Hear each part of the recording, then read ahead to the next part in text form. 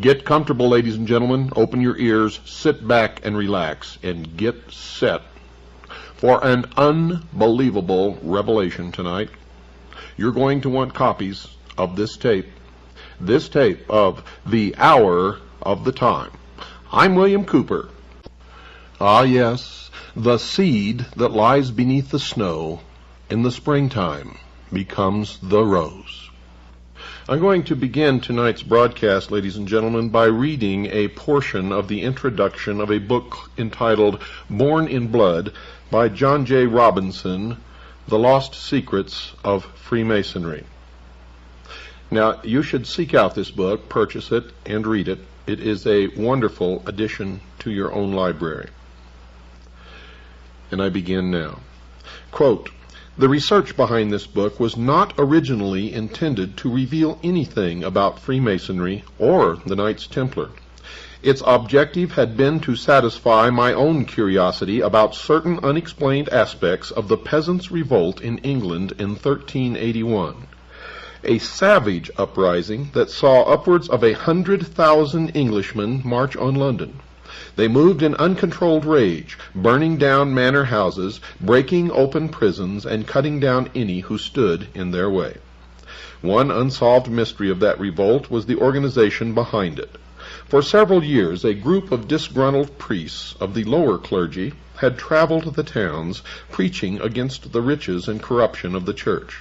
During the months before the uprising, secret meetings had been held throughout central England by men weaving a network of communication. After the revolt was put down, rebel leaders confessed to being agents of a, quote, great society, unquote, said to be based in London. So very little is known of that alleged organization that several scholars have solved the mystery simply by deciding that no such secret society ever existed. Another mystery was the concentrated and especially vicious attacks on the religious order of the Knights Hospitaller of St. John, now known as the Knights of Malta. Not only did the rebels seek out their properties for vandalism and fire, but their prior was dragged from the Tower of London to have his head struck off and placed on London Bridge, to the delight of the cheering mob. There was no question that the ferocity unleashed on the crusading Hospitallers had a purpose behind it. One captured rebel leader, when asked the reasons for the revolt, said, quote, "First and above all, the destruction of the Hospitallers," unquote. What kind of secret society could have had that special hatred as one of its primary purposes?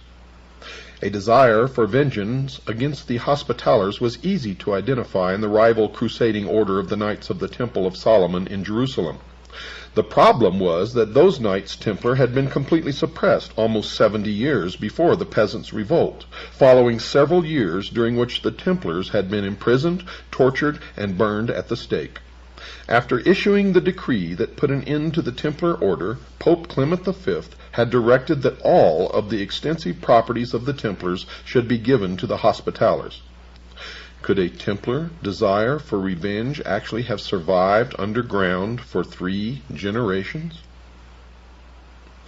There was no incontrovertible proof, yet the only evidence suggests the existence of just one secret society in 14th century England.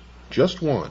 The society that was or would become the Order of Free and Accepted Masons. There appeared to be no connection, however, between the revolt and Freemasonry, except for the name or title of its leader. He occupied the center stage of English history for just 8 days, and nothing is known of him except that he was the supreme commander of the rebellion. He was called Walter the Tyler, and it seemed at first to be mere coincidence that he bore the title of the enforcement officer of the Masonic Lodge. In Freemasonry, the Tyler, who must be a master mason, is the sentry, the sergeant-at-arms, and the officer who screens the credentials of visitors who seek entrance to the lodge. In remembrance of an earlier, more dangerous time, his post is just outside the door of the lodge room, where he stands with a drawn sword in his hand even to this day. I was aware that there had been many attempts in the past to link the Freemasons with the Knights Templar, but never with success. The fragile evidence advanced by proponents of that connection had never held up, sometimes because it was based on wild speculation, and at least once because it had been based on a deliberate forgery.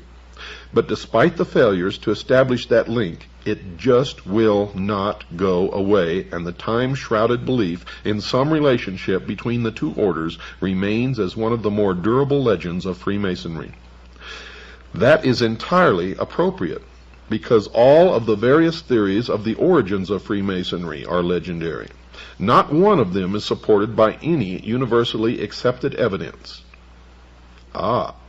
Here I break from reading from the introduction of the book and interject a comment here. There was never any universally accepted evidence until you hear what you're going to hear tonight, produced by John Galt, an agent of the Citizens Agency for Joint Intelligence. The connection, dear listeners, is in the genealogy of the families of the elite. You are going to be amazed, and now I continue from the introduction to Born in Blood. I was not about to travel down that time-worn trail, and decided to concentrate my efforts on digging deeper into the history of the Knights Templar, to see if there was any link between the suppressed knights and the secret society behind the Peasants' Revolt. In doing so, I thought that I would be leaving Freemasonry far behind, and I couldn't have been more mistaken. Like anyone curious about medieval history, I had developed an interest in the Crusades, and perhaps more than just an interest. Those holy wars hold an appeal that is frequently as romantic as it is historical, and in my travels I had tried to drink in the atmosphere of the narrow defiles in the mountains of Lebanon through which Crusader armies had passed, and had sat staring at the castle ruins around Sidon and Tyre, trying to hear the clashing sounds of attack and defense. I had marveled at the walls of Constantinople, and had strolled the arsenal of Venice, where Crusader fleets were assembled. I had sat in the round church of the Knights Templar in London, trying to imagine the ceremony of its consecration by the Patriarch of Jerusalem in 1185, more than 300 years before Columbus set sail west to the Indies. The Templar Order was founded in Jerusalem in 1118 in the aftermath of the First Crusade. Its name came from the location of its first headquarters on the site of the ancient Temple of Solomon. Helping to fulfill a desperate need for a standing army in the Holy Land, the Knights of the Temple soon grew in numbers, in wealth, and in political power. They also grew in arrogance, and their Grand Master de Redfort was a key figure in the mistakes that led to the fall of Jerusalem in 1187. The Latin Christians managed to hold on to a narrow strip of territory along the coast, where the Templars were among the largest owners of the land and the fortifications. Finally, the enthusiasm for sending men and money to the Holy Land waned among the European kingdoms, which were preoccupied with their own wars against each other. By 1296, the Egyptian Sultan was able to push the resident Crusaders along with the military orders into the sea. The Holy Land was lost, and the defeated Knights Templar moved their base to the island kingdom of Cyprus, dreaming of yet one more crusade to restore their past glory. As the Templars planned a new crusade against the infidel, King Philip IV of France was planning his own private crusade against the Templars. He longed to be rid of his massive debts to the Templar Order, which had used its wealth to establish a major international banking operation. Philip wanted the Templar treasure to finance his continental wars against Edward I of England. After 2 decades of fighting, England on one side and the Holy Roman Church on the other, 2 unrelated events gave Philip of France the opportunity he needed. Edward I died, and his deplorably weak son took the throne of England as Edward II. On the other front, Philip was able to get his own man on the throne of Peter as Pope Clement V. When word arrived on Cyprus that the new pope would mount a crusade, the Knights Templar thought that their time of restoration to glory was at hand. Summoned to France, their aging Grand Master, Jacques de Molay, went armed with elaborate plans for the rescue of Jerusalem. In Paris, he was humored and honored until the fatal day. At dawn, on Friday, the 13th of October, in the year 1307, every Templar in France was arrested and put in chains on Philip's orders. Their hideous torture for confessions of heresy began immediately. When the Pope's orders to arrest the Templars arrived at the English court, young Edward II took no action at all. He protested to the pontiff that the Templars were innocent. Only after the Pope issued a formal bull on November the 22nd in the year 1307 was the English king forced to act. In January, in the year 1308, Edward finally issued orders for the arrest of the Knights Templar in England, but the 3 months of warning had been put to good use. Many of the Templars had gone underground, while some of those arrested managed to escape. Their treasure, their jeweled reliquaries, even the bulk of their records, had totally disappeared. In Scotland, the papal order was not even published. Under those conditions, England, and especially Scotland, became targeted havens for fugitive Templars from continental Europe, and the efficiency of their concealment spoke to some assistance from outside, or from each other. The English throne passed from Edward II to Edward III, who bequeathed the crown to his 10-year-old grandson, who, as Richard II watched from the Tower as the peasants' revolt exploded throughout the city of London. Much had happened to the English people along the way. Incessant wars had drained most of the king's treasury, and corruption had taken the rest. 1/3 of the population had perished in the Black Death, and famine exacted further tolls. The reduced labor force of farmers and craftsmen found that they could earn more for their labor, but their increased income came at the expense of land-owning barons and bishops, who were not prepared to tolerate such a state of affairs. Laws were passed to reduce wages and prices to pre-plague levels, and genealogies were searched to reimpose the bondage of serfdom and villeinage on men who thought themselves free. The king's need for money to fight his French wars inspired new and ingenious taxes. The oppression was coming from all sides, and the pot of rebellion was brought to the boil. Religion didn't help either. The landowning church was as merciless a master as the landowning nobility. Religion would have been a source of confusion for the fugitive Templars as well. They were a religious body of warrior monks who owed allegiance to no man on earth except the Holy Father, according to the Holy Father, but according to the Templars in secret, their allegiance was only to themselves. When their Pope turned on them, chained them, beat them, he broke their link with God. In 14th century Europe, there was no pathway to God except through the Vicar of Christ on earth. If the Pope rejected the Templars, and the Templars rejected the Pope, they had to find a new way to worship their God, at a time when any variation from the teachings of the established church was blasted as heresy. That dilemma called to mind the central tenet of Freemasonry, which requires only that a man believe in a supreme being, with no requirements as to how he worships the deity of his choice. In Catholic Britain, such a belief would have been a crime, but it would have accommodated the fugitive Templars who had been cut off from the universal church.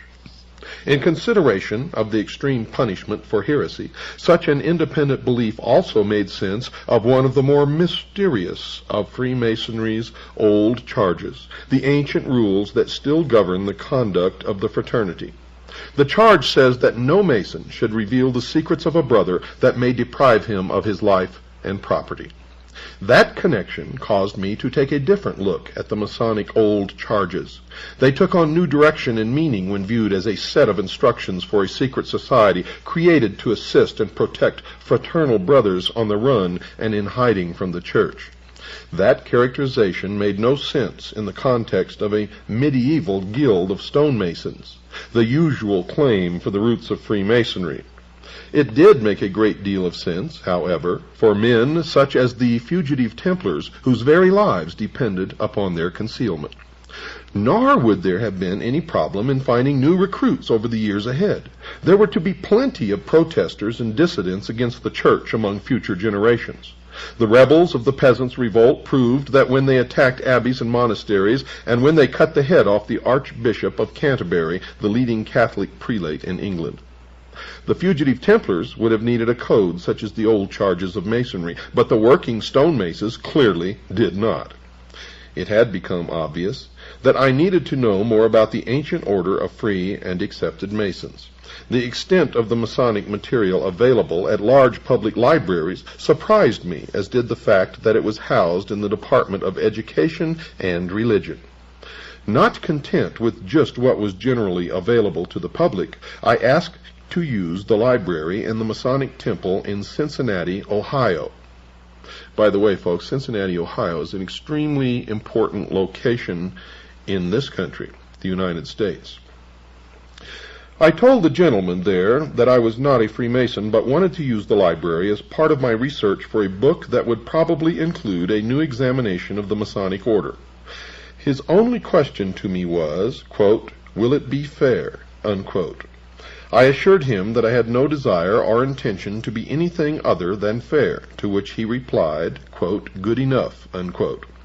I was left alone with the catalog and the hundreds of Masonic books that lined the walls. I also took advantage of the publications of the Masonic Service Association at Silver Springs, Maryland. Later, as my growing knowledge of Masonry enabled me to sustain a conversation on the subject, I began to talk to Freemasons. At first, I wondered how I would go about meeting 15 or 20 Masons, and if I could meet them, would they be willing to talk to me? The first problem was solved as soon as I started asking friends and associates if they were Masons. There were 4 in one group I had known for about 5 years, and many more among men I had known for 20 years and more, without ever realizing that they had any connection with Freemasonry. As for the second part of my concern, I found them quite willing to talk, not about the secret passwords and hand grips, by then I already knew them, but about what they had been taught concerning the origins of Freemasonry and its ancient old charges. They were as intrigued as I about the possibilities of discovering the lost meanings of words, symbols, and ritual for which no logical explanation was available, such as why a Master Mason is told in his initiation rites that, quote, "This degree will make you a brother to pirates and corsairs," unquote. And folks, I'll explain that to you a little later. We agreed that unlocking the secrets of those Masonic mysteries would contribute most to unearthing the past, because the loss of their true meanings had caused the ancient terms and symbols to be preserved intact, less subject to change over the centuries or by adaptations to new conditions. Among those lost secrets were the meanings of words used in the Masonic rituals, words like Tyler, Cohen, Dugard, and Jewess. Masonic writers have struggled for centuries without success to make those words fit with their preconceived conviction that Masonry was born in the English-speaking guilds of medieval stonemasons. Now I would test the possibility that there was indeed a connection between Freemasonry and the French-speaking Templar order by looking for the lost meanings of those terms, not in English, but in medieval French. The answers began to flow, and soon a sensible meaning for every one of the mysterious Masonic terms was established in the French language. It even provided the first credible meaning for the name of Hiram Abiff, the murdered architect of the Temple of Solomon, who is the central figure of Masonic ritual. The examination established something else as well. It is well known that in 1362 the English courts officially changed the language used for court proceedings from French to English. So the French roots of all the mysterious terms of Freemasonry confirmed the existence of that secret society in the 14th century, the century of the Templar suppression and the peasants' revolt. With that encouragement, I addressed other lost secrets of Masonry: the circle and mosaic pavement on the lodge room floor, gloves and lambskin aprons, the symbol of the compass and the square, even the mysterious legend of the murder of Hiram Abiff. The rule, customs, and traditions of the Templars provided answers to all of those mysteries. Next came a deeper analysis of the old charges of ancient Masonry that define a secret society of mutual protection. What the, quote, lodge, unquote, was doing was assisting brothers in hiding from the wrath of church and state, providing them with money, vouching for them with the authorities, even providing the, quote, lodging, unquote, that gave Freemasonry the unique term for its chapters and their meeting rooms. There remained no reasonable doubt in my mind that the original concept of the secret society that came to call itself Freemasonry had been born as a society of mutual protection among fugitive Templars and their associates in Britain, men who had gone underground to escape the imprisonment and torture that had been ordered for them by Pope Clement V. Their antagonism toward the Church was rendered more powerful by its total secrecy. The suppression of the Templar order appeared to be one of the biggest mistakes the Holy See has ever made. In return, Freemasonry has been the target of more angry papal bulls and encyclicals than any other secular organization in Christian history. Those condemnations began just a few years after Masonry revealed itself in 1717 and grew in intensity, culminating in the bull Humanum Genus, promulgated by Pope Leo XIII in 1884. In it, the Masons are accused of espousing religious freedom, the separation of church and state, the education of children by laymen, and the extraordinary crime of believing that people have the right to make their own laws and to elect their own government, quote, according to the new principles of liberty, unquote.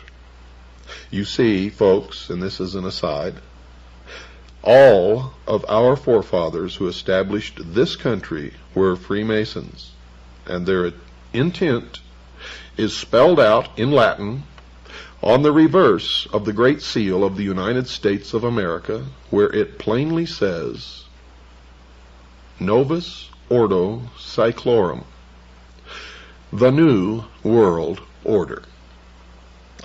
And I will interpret all of the meaning of the symbols on that great seal according to their true meaning, and not the meaning that you will read in certain disinformation books written by Freemasons to steer you down the wrong road.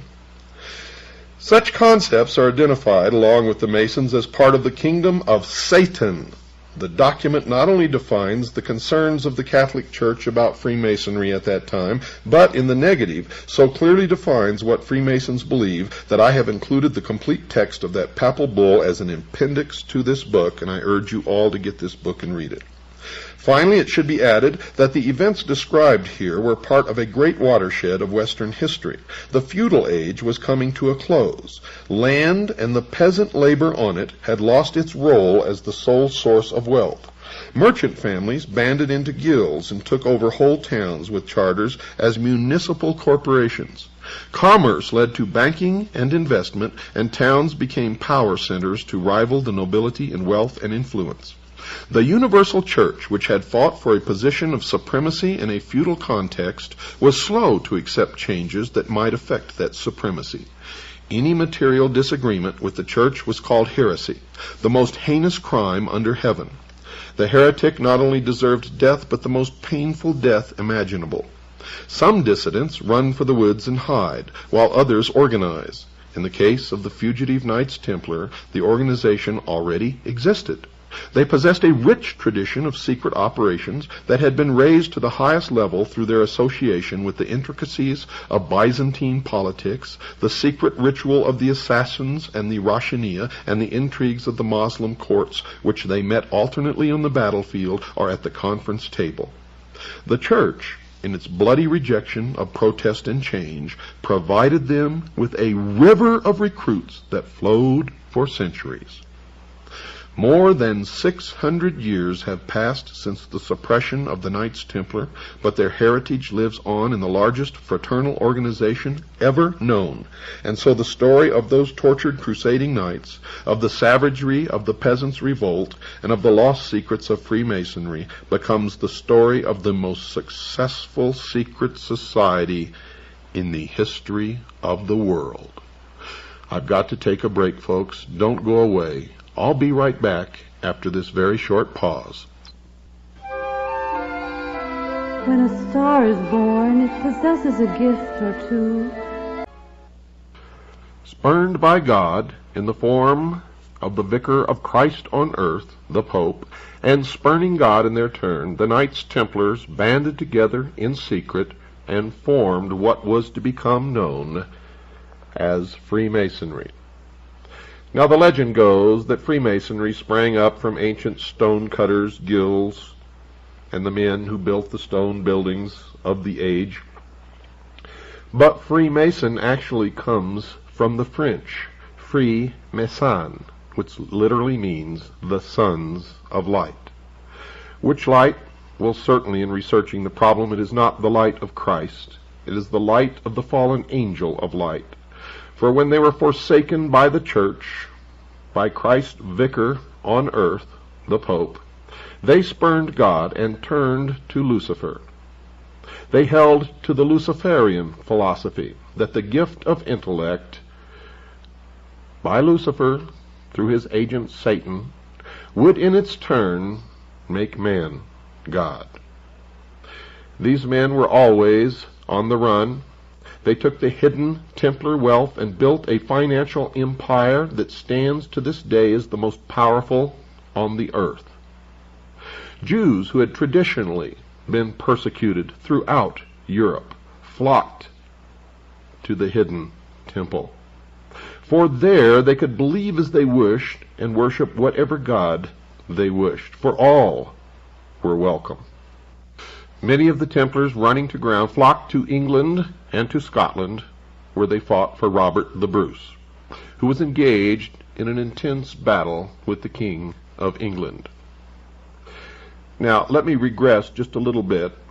King William the Lion, who was born in 1165 and died in 1214, had a daughter, Isabel of Scotland. Well, Isabel married a certain Robert Rose. Robert Rose was a Knight Templar who was heavily involved in the first efforts and was very successful at international banking. Plus, he established the first overt and covert international intelligence gathering organization, which all subsequent intelligence organizations have been based upon since. His son, Sir William Roos, and his daughter Lucy Roos figure prominently in the story to follow. Lucy married Sir Robert Plumpton. They sired two children, Sir William Plumpton and Alice Plumpton. During this period of time, this family, as the Knights Templar were going to ground, and the male progeny of this family always followed their father's footsteps and entered into the order.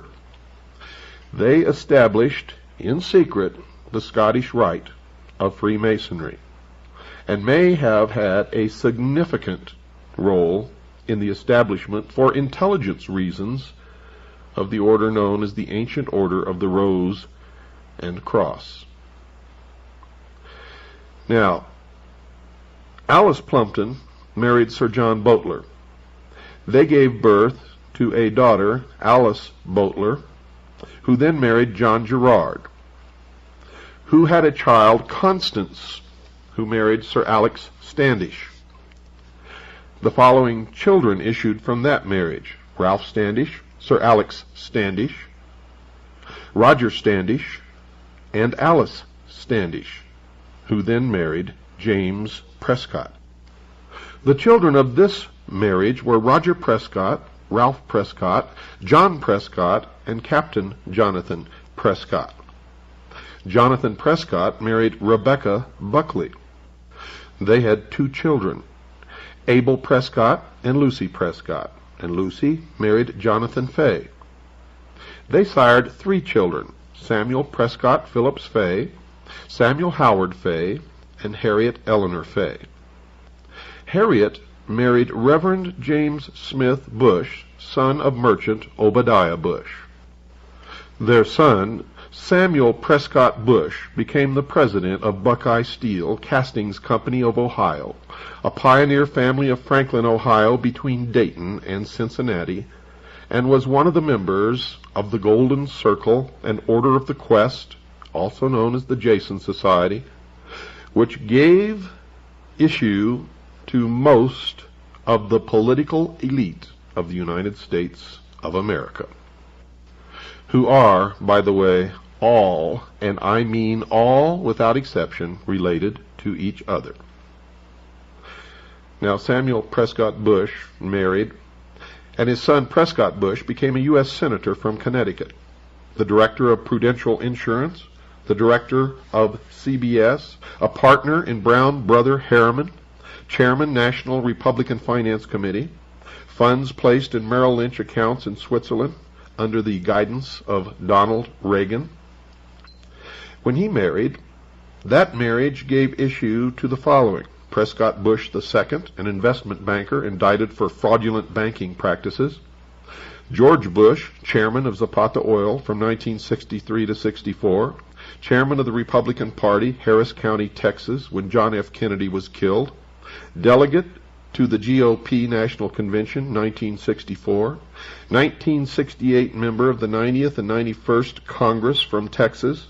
From 1965 to 66, Nixon appointed Bush as ambassador to the United Nations to deal with China. He was the director of the Central Intelligence Agency, chairman of the National GOP Party, vice president of the United States of America, and president of the United States of America. 4 other children were William H. Bush, James Bush, Jonathan Bush, and Nancy, who married Alex Ellis. The issue of George and Barbara Bush was Dorothy, who married William LeBond, John Ellis Bush, Neil Bush, son of the director of CIA, becomes director of Silverado Savings and Loan and launders CIA drug money. Silverado loses over $100 million and Neil goes unpunished. And the 2 other children, Marvin Pierce Bush and George Bush II. Folks, this intelligence was gathered by one of our agents, codenamed John Galt, who spent literally years in dusty libraries and books of genealogy. And I'm not going to tell you which libraries or how he arrived at this information, but it has been checked. It is absolutely accurate, and this is just one portion of the pedigree of George Bush, who's literally related to most of the royal families of Europe. Now, you can have a copy of this chart if you want it. I'll tell you how to get it later, so have your pencils and paper ready.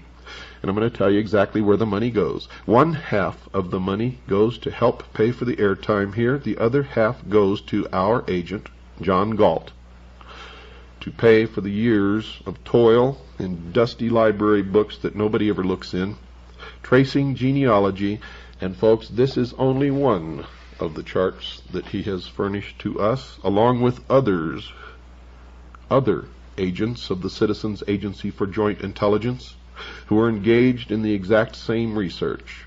And we have found that our most productive connections of the secret societies, the royal families, and what's happening in the world today is through genealogy.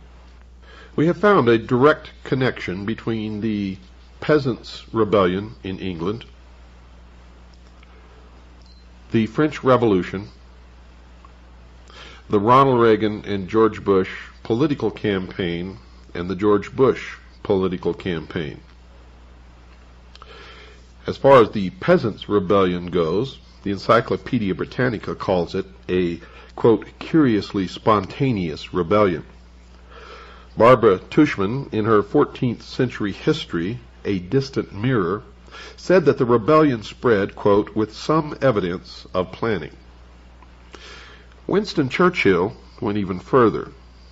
In his work, The Birth of Britain, he wrote, quote, throughout the summer of 1381 there was a general ferment.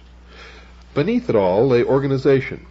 Agents moved around the villages of central England in touch with a, quote, great society, unquote, which was said to meet in London.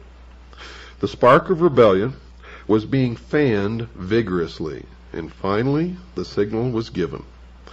Even though he had been arrested, excommunicated, and even now was a prisoner in the ecclesiastic prison at Maidstone in Kent, letters went out from priest John Ball and from other priests who followed him. Clerics were then the only literate class, so letters must have been received by local priests and were obviously intended to be shared with or read aloud to others. They all contained a signal to act now, which could put to rest the concept that the rebellion was simply a spontaneous convulsion of frustration that just happened to affect 100,000 Englishmen all at the same time. This from a letter from John Ball. In it he says, quote, John Ball gritteth you well all and doth you to understand he hath rungen your bell. Now right and might, while and skyle, God speed every dale, which means ideal. Now is time, unquote. From priest Jake Carter, quote, you have great need to take God with you in all your deeds, for now is time to be war, unquote. From priest Jake Truman, quote, Jake Truman doth you to understand that falseness and guile have reigned too long, and truth hath been set under a lock, and falseness reigneth in every flock. God do bote, for now is time, unquote. Now you'll notice that in every one of those quotes there was one phrase that stands out, and that phrase is now is time. One letter from John Ball, quote, St. Mary Priest, unquote, is worth quoting in its entirety. Even with the medieval English spelling, the meaning will be clear. Lechery and gluttony were frequent points in his accusations of high church leaders. Quote, John Ball sent Mary Priest great well all manner men, bides him in the name of the Trinity. Father and Son and Holy Ghost stand mainly together in truth, and help is truth, and truth shall help you. Now reigneth pride in prize, and covets is hold, wise and lechery, withouten shame, and gluttony withouten blame. Envy reigneth with treason, and sloth is take in great season. God do bote, for now is time. Amen. Unquote. Now, folks, if you research the history of the French Revolution, you will hear that the spark, the word that spread through the country like wildfire, that ignited the rebellion in France, was, quote, now is the time. Literally the same phrase.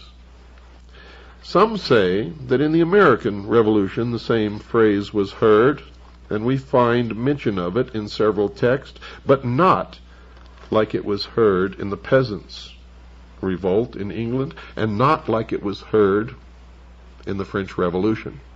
But it was heard again in modern times. It was the campaign slogan of the Bush-Reagan campaign, and was used again in the Bush campaign. Now is the time. Now is the time.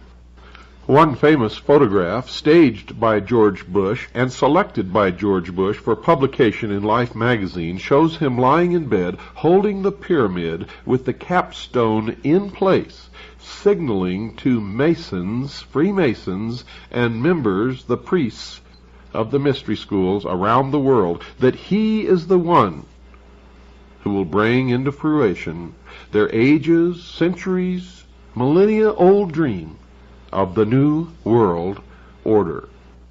In our search for the Templars, we have followed them right to their gravestones. And on some of their gravestones, it shows the knight leaning back, reclining, with his feet resting upon a dog, denoting that he is the master. On most of the tombstones, however, we have found something unexpected: the skull and crossbones. Now, when the Knights Templars were persecuted, the fleet, they had vast fleets, an entire navy, disappeared. And no one, at least no one in the establishment historian group, claims to know where they went. But we have found them, folks. They became the pirates and hoisted their symbol of the skull and bones to the yardarm. They became the vast fleet of pirates who roamed the seas of the world and terrorized nations, navies, and merchantmen. And thus arose, from the initiation rites of the Templars, the initiatory rites of crossing the equator, the international date line, and others, and accounts for the brotherhood amongst the pirates of the world, even to establishing seaports that they owned and operated, and where they could always find safety. Those on the land established what they called the Brotherhood of Death. Chapters were formed throughout the world. George Bush was initiated in the crypt, or what is known as the tomb, at Yale, into the Brotherhood of Death, also known as the Russell Trust, also known as the Skull and Bones. The research of many people have revealed what the interior of the crypt, or what is known as the tomb, at Yale, the fraternity house of the Bonesmen, contains. And Anthony C. Sutton, in his monumental work, America's Secret Establishment, all about the Skull and Bones, and one other who wrote a magazine article and published it, revealed the initiation ceremony, revealed that swastikas were found inside the tomb, revealed that the altar is a pile of bones, and that the secret ceremony that George Bush underwent during his initiation was thus. On the day of his initiation, George Bush was conducted through a long, dark passage into an immense hall draped with black. He was able to see by the faint light of sepulchral lamps corpses in their shrouds. The altar, built of human skeletons, stood in the center. Ghostly forms moved through the hall, leaving behind them a foul odor. At length 2 men dressed as specters appeared and tied a pink band of ribbon smeared with blood around his forehead. Upon this was an image of the Lady of Loretto. A crucifix was placed in his hand, and an amulet hung around his neck. His clothes were removed and laid upon a funeral pyre in a fireplace, while upon his body crosses were smeared in blood. Then his pedunta were tied with string, that's his genitals. Now 5 horrid and frightening figures, blood-stained and mumbling, approached him and threw themselves down in prayer. After an hour, sounds of weeping were heard. The funeral pyre started to burn, and his clothes were consumed. From the flames of this fire a huge and almost transparent form arose, while the 5 prostrate figures went into terrible convulsions. Now came the voice of an invisible hierophant, booming from somewhere below as George Bush lay in a coffin naked. The words were those of these oaths which the candidate had to repeat. Quote, "In the name of the crucified one, I swear to sever all bonds which unite me with mother, brothers, sisters, wife, relatives, friends, mistress, kings, superiors, benefactors, or any other man to whom I have promised faith, service, or obedience. I name the place in which I was born. Henceforth I live in another dimension, which I will not reach until I have renounced the evil globe which has been cursed by heaven. From now onwards I shall reveal to my new chief all that I have heard or found out, and I shall also seek out and observe things which might otherwise have escaped me. I honor the aqua tofana. It is a quick and essential medium of removing from the earth, through death or robbing them of their wits, of those who oppose truth, and those who try to take it from our hands. I shall avoid Spain, Naples, and all other accursed lands, and I shall avoid the temptation to betray what I now have heard. Lightning will not strike as rapidly as the dagger, which will reach me wherever I may be, should I betray my initiation." Unquote. Now a candelabrum bearing 7 black candles is placed before the candidate, and also a bowl containing what is supposed to be human blood. He washes himself in the blood and drinks a quantity of it. The string around his genitalia is removed. He is placed in a bath to undergo complete ablution. After this, he eats a meal composed of vegetables. At this time, he is given his new name, by which he will be known to all of the others in the order, the Brotherhood of Death. And with the completion of his initiation, George Bush joined all of the male members of his family in a long line of ancestry, traced from Robert Roos to the modern day. He took his place in the order, the Knights Templar, Freemasonry, and has worked diligently to fulfill his role in the completion of the plan, the great work, the formation of the New World Order, the one-world totalitarian socialist state, the destruction of all existing nation-states, all existing religions, and enslavement of the mob. The very highest degrees of the order show that the rationalism and materialism of the thinkers who developed it were determined to stamp out belief in religion. God and any faith in a deity, the initiate was told, were human inventions and had no real meaning. Subsequently, this was developed further, and the member who arrived at the highest position, that of Rex or king, learned that he was now equal to a king, and that all men were capable of equal advancement. Hence the need for kings over ordinary mortals was an illusion, and at the highest rank the title of Rex Mundi, or King of the World, is assumed. If you would like to get this genealogy, folks, if you're a CAGI member, it's $5. Send it in to the address that you'll hear at the end of this broadcast. For everybody else, it's $10. Good night, and God bless each and every single one of you.